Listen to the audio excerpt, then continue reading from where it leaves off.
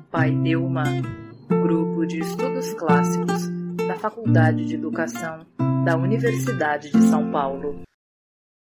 Olá a todos, estamos aqui em mais um encontro do Grupo de Estudos Clássicos da FEUSP, Paideuma, e continuamos a ler a introdução da obra de Werner Jaeger, Paideia, Lugar dos Gregos na História da Educação.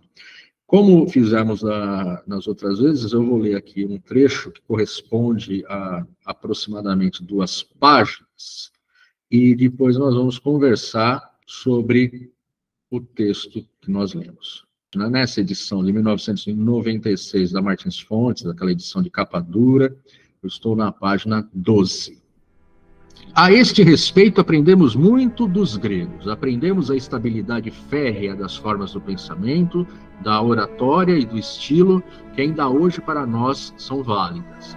Isto aplica-se ainda à criação mais bela do espírito grego, ao mais eloquente testemunho da sua estrutura ímpar, a filosofia.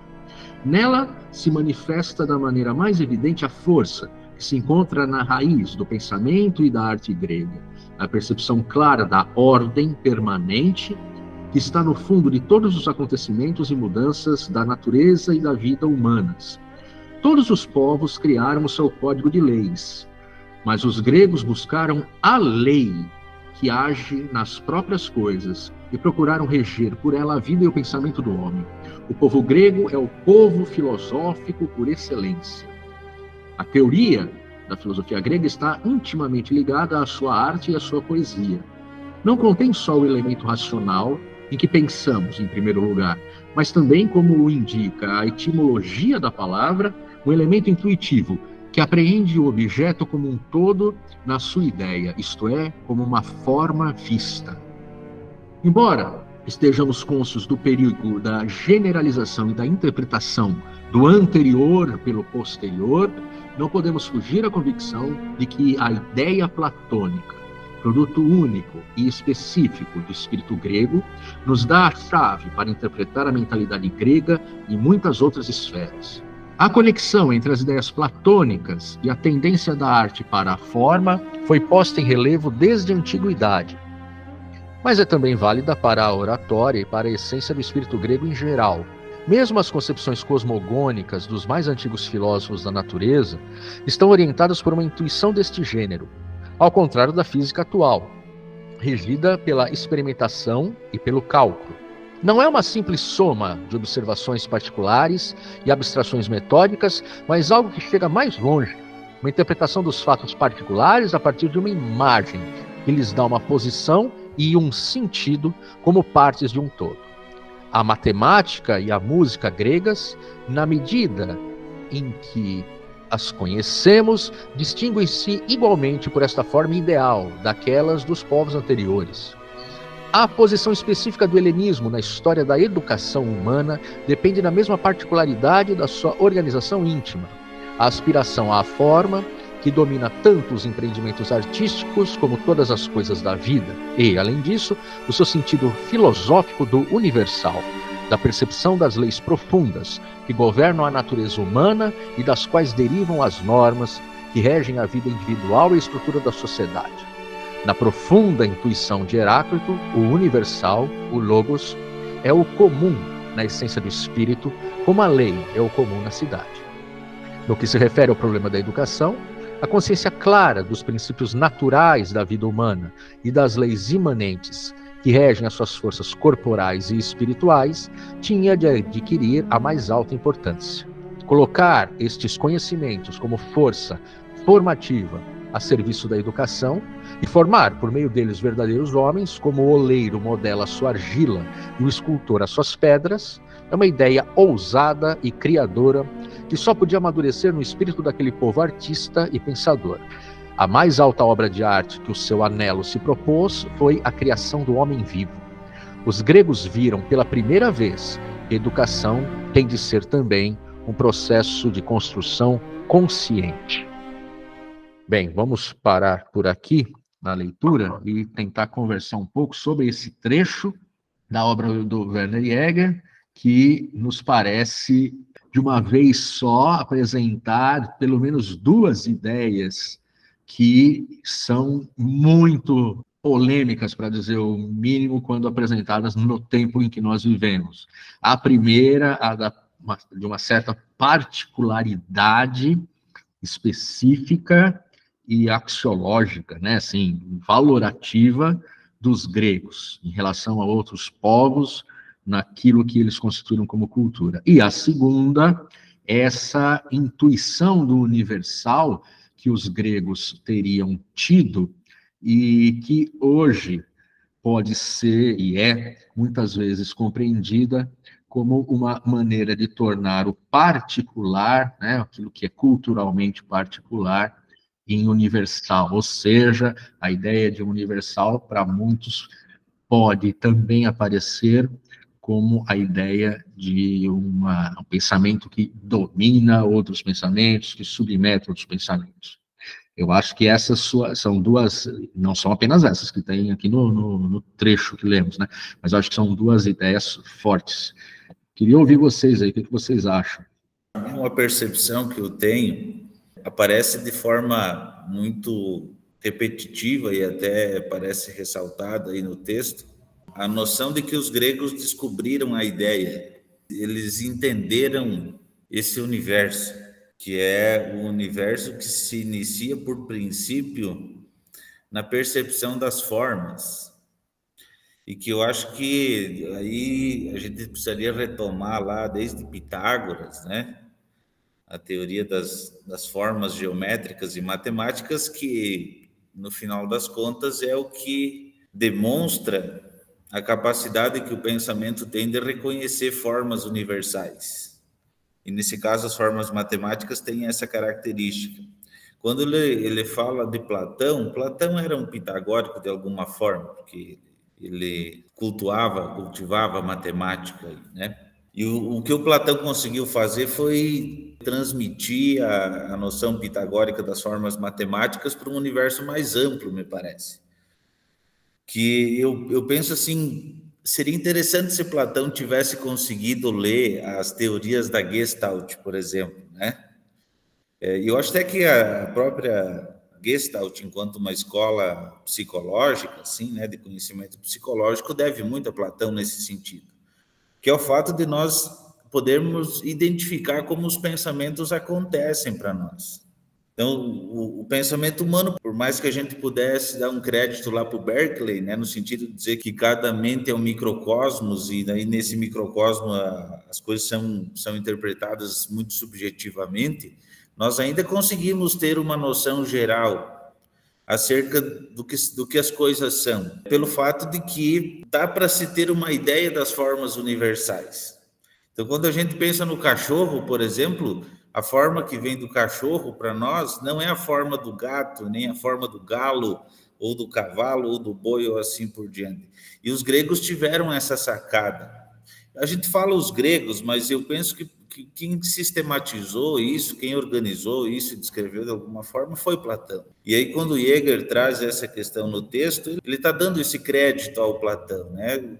Então, nesse caso, tanto para as ideias em geral, como ideia de justiça, né, ideia de virtude, de bondade, beleza, enfim, se estendeu também para a arte. E claro, isso não é só uma percepção de Platão, aí se a gente entrar no mundo da arte, mesmo da literatura, né, na métrica literária, ou então se nós formos falar dos líricos, enfim, a gente vai perceber que eles estavam antenados nessa noção de que a beleza está nas formas, está na métrica, na medida. Então, até a poesia, ela se apropriou dessa estrutura formal, e aí os gregos deixaram tudo isso para nós, de algum modo, né, por herança, que é uma regra de vida, né, uma medida do viver. E eu penso que é daí que vai surgir, por exemplo, a ética nicômaca do Aristóteles, né, a busca por uma medida exata, por um metro, por uma relação proporcional, dentro daquilo que a gente precisa buscar com base numa natureza que funciona mais ou menos dentro de uma lógica, vamos pensar assim, né? Dentro de uma medida, para que de fato a vida possa acontecer e ser boa, para ser bem vivida. De fato, essa a tese, né? Até a tese do texto é essa. Nós não estamos aqui para tecer loas, elogios, né? A gente está tentando entender. Você pegou esse ponto que é especialmente importante na leitura do texto, esse paralelo entre o universal que se extrai da matemática e de um universal que se extrairia também para reger a vida humana, e a conexão, né? Na verdade é uma coisa só, falei duas, mas é uma coisa só. Essa conexão entre o microcosmos e o macrocosmos, né?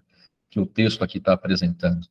Quando ele cita o Heráclito, né? O logos é o comum na essência do espírito, como a lei é o comum na cidade. Esse logos e essa lei, ou seja, o logos e o nomos, não são apenas paralelos, mas eles se identificam também, né? De algum modo, na ideia da ponderação, da medida, da proporção. Né? Adiantando aqui, notem, qual é o nosso problema, além desse texto hoje? Quando ele diz aqui, por exemplo, colocar estes conhecimentos como força formativa, a serviço da educação e formar verdadeiros homens, como o oleiro modela a argila, o escultor as pedras, é uma ideia ousada.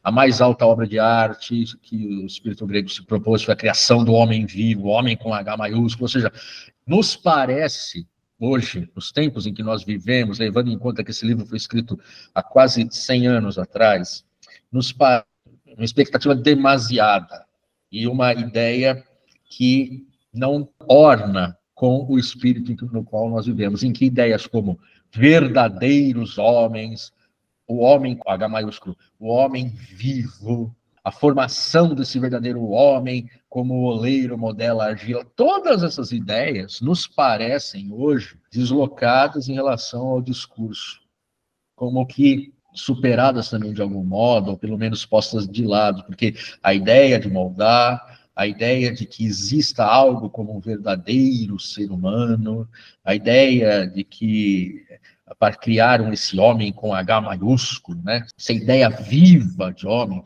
essa pretensão, ela aparece não apenas exagerada, mas também aparece como algo indesejável, né? O que vocês acham? Faz sentido isso para vocês?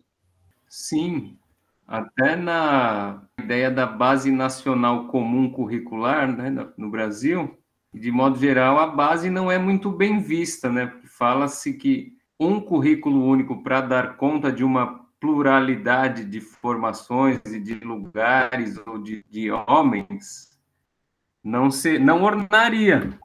A interpretação é correta, mas para o que nós vivemos, as ideias atuais não orna, né? Parece que não orna. Não existe um padrão de homem a ser formado. Esse homem universal talvez não exista mais para nós. Exato. Essa é uma questão que faz com que essa obra seja também muito questionada, né, pelos leitores contemporâneos. O Cassiano escreveu aqui no chat, diz assim, o Cassiano, me parece que a ideia de proporção é central ao sentido do logos, inclusive porque, como havíamos falado, o modelo era a geometria, que lida com a proporção, e proporções fixas de validade universal nas figuras. Exatamente. Esse espírito matemático, esse espírito da proporção, da razão entre dois termos, né? Esse espírito está presente, sim, no pensamento grego, de modo geral, e em Platão, com muita ênfase. No Protágoras e no Político, quando Sócrates vai falar da arte da medida, os exemplos são matemáticos, né, no sentido geométrico, né? Embora a metrética não se relacione especificamente à arte da medida da qual ele quer falar, o cálculo correto do prazer e da dor não está associado com a geometria, mas ele parte de exemplos geométricos. Exato. O paradigma geométrico, né, é muito onipresente, né, no pensamento platônico. Isso mesmo, Edson. Fiquei com uma questão nessas duas páginas. O Márcio já comentou mais ou menos, né, que ele se refere aos gregos no geral e cita o exemplo de Platão. No início também ele cita a filosofia para ilustrar uma ideia geral do povo grego, né, do espírito grego. E como eu não entendo tão bem, né, essa situação grega, seria melhor talvez interpretar esses termos gerais que ele remete aos gregos, como os filósofos gregos. Assim, não é uma crítica ao texto de maneira alguma, mas Isso realmente estava, assim, universalizado na mentalidade das pessoas dessa época? E sem também pensar nessa divisão, os escravos e tal, né? Mas nos homens gregos, cidadão, livre, homem, branco, não sei, isso realmente estava universalizado? Então, eu diria que não. Isso eu acho que é importante a gente levar em conta. Você está certo, ou seja, quando o Jäger fala dos gregos, ele está falando de quem? Dos pensadores gregos, mas também, como ele faz a gente perceber, também os artistas gregos, os arquitetos gregos, os matemáticos gregos, os oradores gregos, Essa de frase, né, modo que tá bem na geral. frente. O povo grego é o povo filosófico por excelência, né? Então ele usa o povo grego como se fosse todos, né? A ideia que fica que seriam todos, seriam filosóficos por excelência. Então, olha só, nem todos. Na verdade, eu penso que o Jäger faz aqui, eu acho que talvez ele esteja usando a figura da antonomasia, né? Pegar a parte aqui, um povo, conectar o povo, né, como exemplo do espírito filosófico. O povo grego seria o exemplo de povo filosófico. Mas, certamente, os gregos não eram tão diferentes do que somos nós, ou seja, quantos de nós estão falando sobre essas coisas hoje? Quantos de nós estudam essas coisas hoje? Então quer dizer que os gregos todos pensavam? Não, você tinha milhares de pessoas vivendo ali, milhões de pessoas, talvez, não sei, vivendo ali, e não era todo mundo. Só que isto que o Jäger percebe como uma característica dessa cultura, ou característica criada dentro dessa cultura pelos seus representantes, digamos, mais destacados, aconteceu ali, naquela cultura, na cultura dos gregos, em língua grega, digamos assim, e chegou até nós por meio da tradição, do transporte desses textos copiados e recopiados até chegar a nós, né, causando aí os impactos que eles causaram na história. Então, todos os gregos eram filósofos? Não, definitivamente não. Até porque, olha, Sócrates, ele acaba condenado por Atenas. Então, se você tivesse, idealmente, uma sociedade de filósofos, talvez ele não tivesse sido condenado, né? Eles tinham outros argumentos, outras razões, né, para condenar. Eu penso assim, não sei o que vocês pensam. Eu penso que o texto do Jäger tem que ser lido, todo o texto tem que ser assim, mas o dele especialmente aí, né? No contexto da sua escrita. É um momento em que as nações estão se dirigindo para uma intencionalidade política aí fixada nos ideais nacionalistas. Por isso que esses termos eles aparecem muito fortes, assim, essa ideia de um povo, de uma cultura, e ao mesmo tempo ele tá num período assim já de uma certa crítica à racionalidade, mas os alemães eles não estão muito interessados em geral em abandonar a racionalidade, né? Porque existe toda uma tradição aí hegeliana, kantiana e tal de culto à razão mesmo, né? Quer dizer, a razão é aquela que poderá retirar o homem das suas mazelas, dos problemas humanos, né? Só que a grande questão aí não pode ser uma racionalidade de meia dúzia. Então nós precisamos transformar a razão no produto de uma massa, né? Quer dizer, as pessoas elas precisam adotar um estilo de vida, um modo de vida onde elas vão seguir em frente na sociedade, na civilização, vão ajudar a construir a civilização por meio de uma racionalidade. E aí o texto do Jäger, me parece que ele tem algumas camadas aí, né? Meio que como uma cebola, que a gente tem que ir tentando tirar as camadas exteriores para achar o que está mais no núcleo do texto. Então, quando ele fala dos gregos em geral, falando como povo e tal, ele está tentando também trazer esse modelo dos gregos para esse contexto aí do início do século XX, sobretudo, né? Para dizer, olha, nós tivemos lá no passado um povo que serviu de referência, que serve de referência para nós até hoje. E a grandeza desse povo está justamente no fato de que eles aderiram a a um modo de vida, né, a um modelo cujo pensamento, a reflexão, a filosofia, a sabedoria matemática, a teoria das formas, quer dizer, esse mundo mais conceitual, enfim, ele foi a base para o sucesso desse povo. Então, há que se retomar esse modelo do passado se nós quisermos edificar uma nação, ou uma sociedade, ou uma civilização que, de fato, dê certo.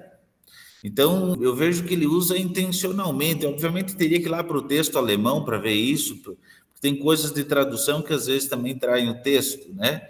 Mas, se de fato esses conceitos eles se equiparam à versão alemã, me parece que tem uma intencionalidade de fundo aí, que não é só falar dos gregos pelos gregos, mas é falar dos gregos por aqueles que vão ler agora, né? Para aqueles que vão, de alguma forma, tomar o texto dele por referência, e que de fato é uma referência.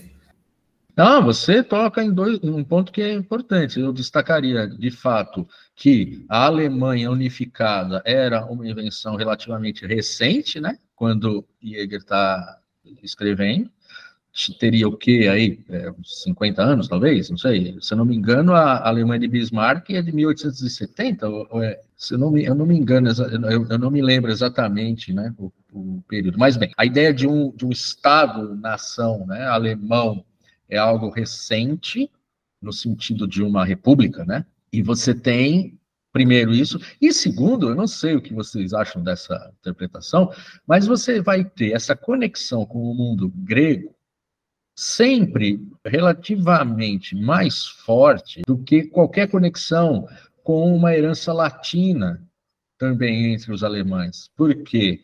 Querendo ou não, a germanicidade acabou se opondo à romanidade, ou à latinidade, porque isso aparece em que termos? Nos termos da competição, por assim dizer, que existe desde séculos, e que muitas guerras foram travadas também por conta disso, entre a França e a Alemanha. Então, a França, como uma representante desse Império Romano, dessa cultura romana, e os francos foram os germânicos que se converteram à latinidade, né? Enquanto que os alemães, os austríacos e tal, seriam aqueles que se opunham. E aí você vai ter oposição do ponto de vista da língua, da cultura, da religião, o catolicismo de um lado, o protestantismo de outro lado, e nesse caso, faz muito sentido o Werner Jäger procurar, como outros autores, que, olha só, há também a convicção de que os alemães compartilham de uma mesma raiz étnica com os gregos, e isso vai ter efeitos muito ruins quando nós pensarmos nas teses nazifascistas, a ideia da pureza étnica, os gregos também chamados povos arianos, e tudo isso, essa doideira. Não é o caso aqui. Claro que uma leitura, nós já vimos isso em outras passagens, uma leitura do texto do Jäger não está isenta de ser interpretada nessa chave chauvinista, nessa chave aí quase racista, né? Ainda que não tenha sido essa a intenção, ainda que ele não esteja pensando nesses termos, ao que tudo indica, né? Mas eu concordo, Márcio, com o que você falou. Eu estava vendo aqui, ó, teoria da filosofia grega está intimamente ligada à sua arte e à sua poesia. Não contém só o elemento racional. Márcio falou da questão da racionalidade. E aí, como indica a etimologia da palavra, um elemento intuitivo que aprende o objeto como um todo na sua ideia. Isto é, como uma forma vista. A minha pergunta é simples, aqui, a origem aqui, a etimologia aqui da palavra teoria é visão, né? Oreu, olho. Mas tem alguma coisa ligada ao teo? Que geralmente a gente ouve falar que é o teos, teoria vem de teos. Tem alguma coisa ou é apenas uma etimologia equivocada que você costuma reproduzir por aí? Eu acho que não, mas a gente pode ver aqui, ó, eu vou procurar aqui. Estou lendo aqui no dicionário no Liddell Scott, coisas abstratas, olha só, metaforicamente, relativa a abstrações.